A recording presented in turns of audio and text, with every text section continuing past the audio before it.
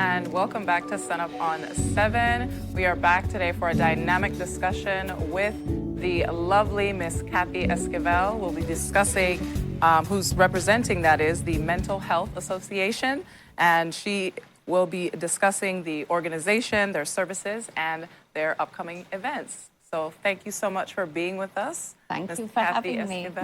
How are you feeling this morning? Good, it's a lovely morning. You feeling green? I'm feeling green. You're feeling green, festive, Yeah. It's Friday. Well, green is the color associated with mental health services. And if you go to the end of Vernon Street, the corner of Vernon and Tibruce, you'll see the Welcome Resource Center. And it's painted green. And it's green. I know it's painted green. I wanted to say that softly. It's painted green because I've been there before. Okay. Yeah, so nice little building to go and just see what's happening, all the services. So for people that, you know, are just for the first time hearing about the Mental Health Association, which I don't know how because you've been in play for so many years and being 1997. Yeah, so that's, I'm older than that. Finally won something here because I feel like I don't win things sometimes. Good job. Yes, Renata. Girl, I'm trying out here in these streets. Trying, Chad. We trying. So can you tell us a little bit about the Mental Health Association? I know the story behind it, but give us a little synopsis of why is it so important to have the Mental Health Association, especially now in these times. Yes. Yeah, well, I suppose we are not a service organization. So you have Ministry of Health that does, I think, a really commendable job. Of course, there's more things we would like, but on the whole, they do a good job in dealing with mental health. There's a lot more to be done. But our theme really is education. Okay. And so that people, an understanding. Yeah. And so we really try to work with any other organization, with the Ministry of Health. We want to reduce stigma and discrimination. We want to increase services. And so because of that, we've done various things that we hope would be pilot projects. So as we discussed a couple of weeks ago, one of our first big things was the decriminalization of attempted suicide, which we got through in 1998. So it's really, that was really important. Yeah. And it's still with us because it's something that will affect and improve the lives. And then we also got funding to build an acute mental health ward. Okay. And again, this is important because we want people to understand that mental health is not that weird thing over on the side. It's a part of the health system. Yes. So it's a 4-bed unit in the Belmopan Hospital. I have spoken to Ms. Chandra Nisbet when I remember you were on her. It's like, let's get this thing, let's get this ward together. We need an acute unit in Belize City, obviously at KHMH. What's the idea? It's a short stay unit. It's 2 to 3 weeks. And the reason it's there is so that we can understand that this is a chronic disease like diabetes or blood pressure. It's not like a cut that you go in and you get it treated and it gets better. Yeah. It's like pressure or diabetes. It's a condition you have that you have to deal with all the time. Yeah. And it's only when you're in an acute phase. Like, if you have diabetes, you don't have to be locked up in the hospital all your life. No. It's only if maybe your sugar spikes, Exactly. you have to go in. Well, when you have a serious mental health condition, you don't have to be locked up. Yeah. But sometimes you might have an acute episode and you might need treatment for a short period to get you back on track. So that's the idea of the acute unit. We do have more work to do, even especially within the medical community. That is not, I mean, not everyone, but there's a certain resistance. There's a certain, oh, keep that to one side, you know, put those somewhere else.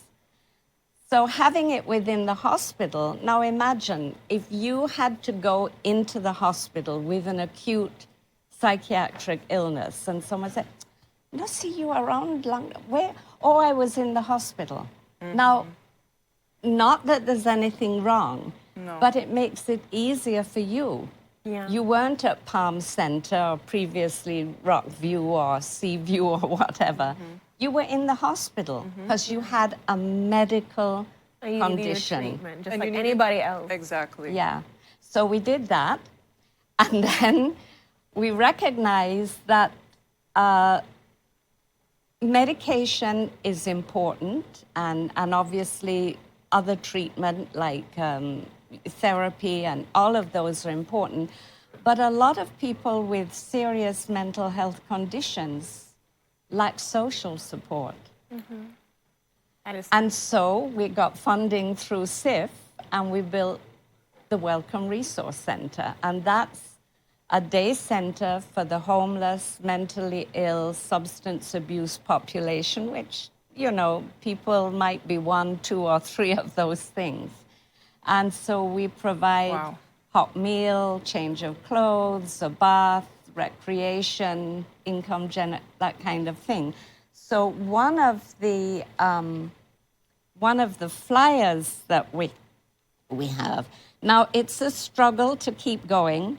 We have a lot of people that help us, but we always need more help. Yeah. And so we always appreciate anything that's not It's not the this speech one. competition one. It's No. the one that has the $5 on it. That Yeah. You can do a $5 per Yeah. month, which is really good. I think that's very Yeah. affordable. So if anybody could help us, I think, yeah. Yeah. So if you could help us with, say, a $5 a month, and if you want to, you can phone. We'll give the phone number, or we have a website, can show you how to do it. But if you want to come and volunteer and spend some time with our participants, that's great. If you have clothes, we always need clothes, especially male clothes. Big meal clothes too as well. Well, no, we have all sizes that we need. So, you Okay. know, we have people of different sizes. If you go in, we have a nice rack with the clothes, and people come in and choose what they want to wear. So, that. you know, we try to treat people with respect. Actually, the administrator was supposed to be here with me, but she's not feeling well this morning. Okay. So get well, Shirley. You're doing a great job. So, yeah, food. You know, if you have an event, say, and you have food, as long as it's in good condition, Leftover. we can use it. All right. So that is the Welcome Resource Center. And then the $5 per month, they can be able to send it via bank too as well? Or do Yes. you have, because Yeah. sometimes if somebody's in Corozal or whatever and they want Right. to donate. And, you know, a good because question. banks charge you $1 or $2, you might Right, want to to send the give money. a yearly donation. Yeah, I or was just so- gonna say, you can Yeah. just tabulate your amount and be Yeah. like, I'm gonna give you 1 lick and done. Yes. And you don't have to limit it to $5 too as well. No, guys. no. If you can give 10, if you can give 20, like Yeah. what you can give is what you should be able to give. Okay, Yeah. don't limit it just because they're asking for only $5. They're just trying to work with everybody and their needs and their abilities. And, you know, you might have people out there that have someone within their family that has a mental health condition. But people go out to work and whatever. But if you would like your family member to come and spend the day with us, that's fine.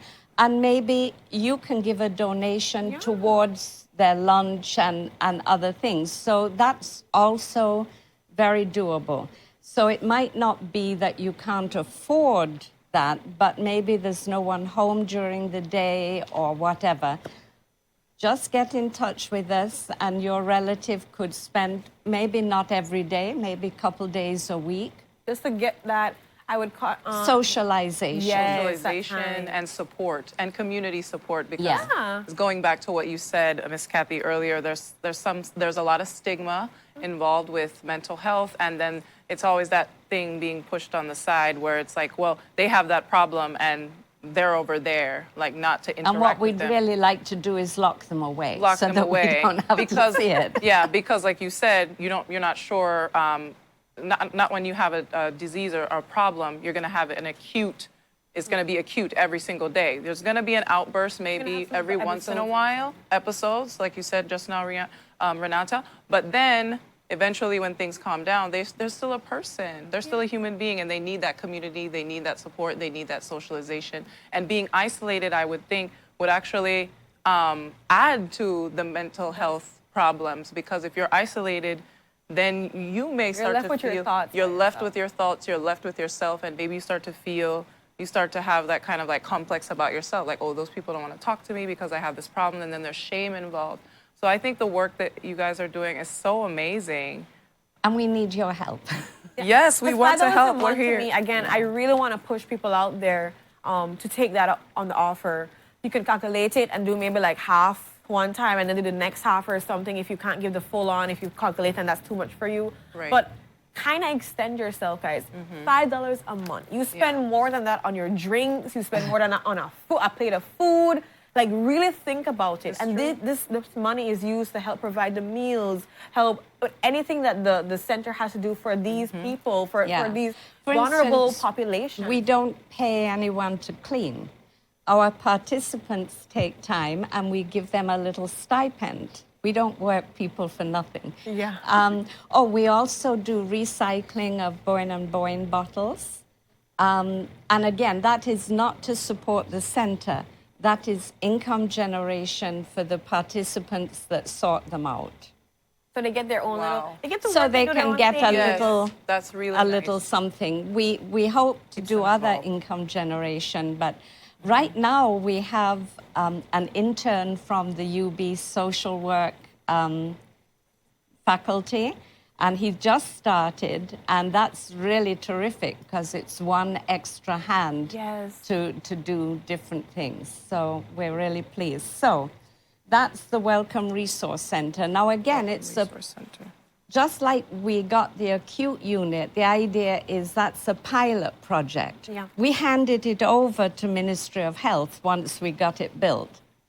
Now, we do have a problem that because people tend to put mental health at the bottom, there have been more than one occasion when the hospital needed additional space for whatever. Oh, where can we get it? Oh, we'll take over the acute unit. What? Now, that's happened at least 3 times. The last time was they used it for a COVID isolation. Now, we know that it was important to have COVID isolation. But was the acute unit really the only place that you could find? And then we had to struggle. We just got it back. I say we. I mean, it's 'Cause you're part of Ministry it. of Health. Their part. So we do have a problem with that, but the acute unit is now back in operation. Now, the idea is we need another acute unit in Belize City, which is the major population center, and not at every district hospital, but maybe 2 beds assigned, and of course, training and whatever. Now, there has been a certain amount of training going on in the Ministry of Health. We're glad to see that. So, since we're about advocacy and education, the idea of the Welcome Center doesn't mean that that should be the only place in the country. Probably Belmopan, Cayo could have small. They definitely need something in different parts of the Right, district. And right. as you're speaking about education and advocacy, we know they have the speech competition coming up too as well. And that is a big educational just uplift when it comes to having high school students like Right. research and be able to project amazing speech. I don't remember the time. So I think it's 5 to 7 minutes. I'm not. Well, we've put it 3 to 5 minutes. Oh yes, we shortened it because it Yeah, was we've videos shortened before. it. Yeah, because we figure if you can really get your ideas. Yes, so the idea is for the pilot project, then for the government to say, oh, that's a good idea, because obviously we can't do it. We're just there to advocate and to hope someone picks up the ball. Now, when it comes to education, World Mental Health Day was first celebrated in 1992. It's worldwide. And so Belize has also been celebrating it. It's October 10th every year. And the World Health Organization encourages people to put on their own activities, whatever. And the idea is advocacy and education. So in Belize, Mental Health Association has different events. And one of them is the school speech competition. Now, the idea is that if you want to reach young people don't want to listen to old people, quite reasonably. I mean, that's nothing wrong with that. What do we know? But they do like to listen to each other. Now, this can be bad because especially with social media, they listen to rubbish from other people. But this is an opportunity to have young people, and we used to have an actual physical speech competition. There you go. But that restricts. It was very successful, and because of COVID, we had to change it. And I know it was actual videos afterwards. Yeah, but we thought it went so well, we should stick with the video format. So we're doing videos again this year? Yeah. Okay. And the theme for World Mental Health Day is actually mental health in an unequal world. But we decided the speech competition will be adolescent well-being in the time of COVID-19. So the idea is that the speech will be about how COVID has impacted mental health for young people. That is beautiful. So there are different subcategories and you can choose. So within 3 to 5 minutes, you make a speech and you video it, and then we'll tell you, once you register, we'll tell you how to upload it and all of that. But it can be personal experience to some extent, but you need to make it a little bit more general than just your own experience, although that can come in. And then we're hoping that not only will we pick out the winners, and I know you'll help us show the winners, but also each school could screen the videos within their own school. Yeah. And that way, young people will get some education. It's not just how it's impacted you, but what can you do about it? How can you get over? Because there's no doubt that COVID has really impacted everyone. Especially our adolescents. So when you think about that, I think this in itself, I'm looking forward to the speech competition, but the Mental Health Association has really been doing great work, in the past, really changing the way that we look at mental health and how it has, and the education and advocacy has been pertinent to I feel like changing the stigma and discrimination and understanding that this is something that people live with. It's okay to not be okay sometimes. So I really want to thank you, Lady Esquivel, for every single thing that you and your team are doing. It's very dynamic. We love you guys for it. Well, talking about the team, we are having our annual general meeting, which is late this year because we couldn't get our act together, because everyone's a volunteer except Cheryl Lee, who is our administrator at the Center and for Mental Health. And so we're going to have the AGM on the 20th of October. But again, recognizing changes, there's only going to be a very small team in person, and it's going to be remote so that more people can attend. Yeah. And we do have a slate of board members, but we're always looking for new board members. So anybody that would like to help, please contact us at the numbers that they have.